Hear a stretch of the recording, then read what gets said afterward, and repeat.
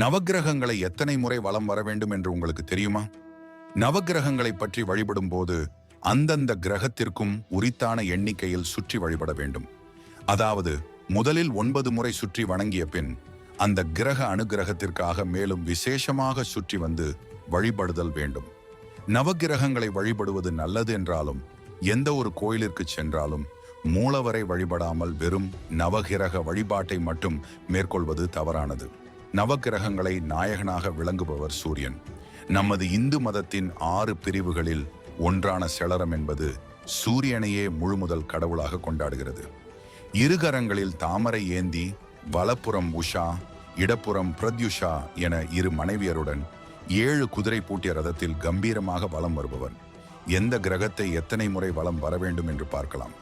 சூரியன் 10 சுற்றுகள், சுக்கிரன் 6 சுற்றுகள், சந்திரன் 11 சுற்றுகள், சனி 8 சுற்றுகள், செவ்வாய் 9 சுற்றுகள், ராகு 4 சுற்றுகள் இடதுபுறமாக, புதன் 5, 12 அல்லது 23 சுற்றுகள், கேது 9 சுற்றுகள், வியாழன் 3, 12 அல்லது 21 சுற்றுகள்.